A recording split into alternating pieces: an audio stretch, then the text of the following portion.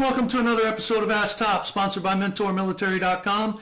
I'm your host, Command Sergeant Major Retired Mark Garrett. And hey, before we get started, hit the subscribe button for me and the like button. And if you don't mind, share the video with individuals that may benefit from this information. Don't forget to ring the bell and so that you stay up to date with the most current information on the channel. So today's question deals with what to do when a leader is being unethical, giving you a negative counseling statement for something you did not do, or something that is so minor that the counseling seems inappropriate and you just feel like you're being set up or targeted. Before we get into this, I want you to seriously think about what you were saying. You believe your leader is being unethical, unprofessional, and is treating you in such a manner to set you up for something like an Article 15 or separation from service. This is a serious accusation. As a young soldier, I can remember thinking that I was being treated unfairly in some situations during my career. In a case or two, I was actually correct. In most cases, I was wrong, and the leader was taking corrective action. Their tactics, techniques, and procedures for counseling and taking corrective action may not have been that great, but nonetheless, they were not targeting me. So before you accuse someone of being unethical, targeting you, or simply out to get you, do your homework. Look at the facts. Also look at the leader. Do they treat everyone this way, or are they just treating you this way? Can you talk to this leader? Many times a simple heart-to-heart between you and the leader goes a long way to resolve issues. Case in point, I had a section sergeant that upon arrival to the section put me on every detail under the sun for 3 months. My name was first out of his mouth despite the fact that there were 9 other soldiers in the section. I asked to speak with the section sergeant and started the conversation like this. Chief, am I doing something wrong? Is there something I need to correct? Chief looked at me really strange and said, no, why would you ask that? I explained every time a detail comes up, he has called my name. He looked at me and apologized and said, no, you're doing great. I never expected what he said next. He said, I guess it was just easy to pick you because you always do a great job and you never complain. He said he would take corrective action. For a long time, I was never on a detail. Chief did not realize that he was not treating me fairly. He just wanted to get things done and took the easiest way out when it came to assigning details. When it was brought to his attention, he took corrective action.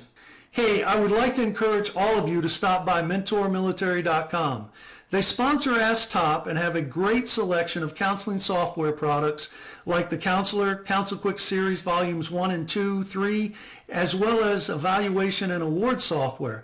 So you won't be disappointed. Enter YT10, that's Yankee Tango 10 at checkout and get 10% off your order.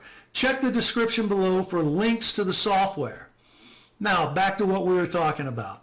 Always take a step back and look at the issues from all sides. Look at the facts and be prepared to ask factually based questions of the leader. If you don't know the reason for the counseling, ask the leader what the counseling is about. Then prepare your questions ahead of the counseling. Ask open-ended questions that will require the leader to give you an answer other than yes or no. Now, for the sake of argument, let's assume your leader is out to get you. In some cases, the leader might decide they want to remove you from service for less than professional reasons, or they want to give you an Article 15. There's no excuse for this behavior, and usually the leader that is out to get the soldier usually ends up getting what should come to them in the end, meaning usually the chain of command can see through this and they take care of the unethical leader. In the meantime, you as a soldier have to survive the counseling session that you feel is unethical, unreasonable, or unprofessional. What actions might you consider before the counseling session? There's several ways to deal with this. First and foremost, if you feel the counseling session might be confrontational, ask that a third party be present, someone in your chain of command or NCO support channel you can trust, usually the next higher leader. This might help put the unethical leader in check and perhaps put them on notice that their counseling better be factual and professional. If you are concerned the leader might be trying to set you up, consider sending an email to the counselor and CCing the individual you would like to participate in the counseling session. This information provides continuity. In case the leader does not notify the next level leader or flatly denies your request, the email provides evidence that before the counseling session you had concerns. So how do you prepare for this counseling session? Ask the leader what the counseling is about, as we discussed before. Develop facts about the issue. Develop a timeline. Prepare open-ended, factually based questions. And Then make sure you are professional, remain calm, and do not become emotionally engaged. Be prepared to take notes during the counseling session. Be prepared to ask questions you might have based on the actual counseling session. If the counseling contains inaccurate information or you disagree with elements of the counseling statement, consider telling your side of the story in the session closing block of the counseling statement. If you happen to mark agree on the counseling statement and do not tell your side of the story, the chain of command may see your agreement as an indicator that you agree with all elements of the counseling and the plan of action.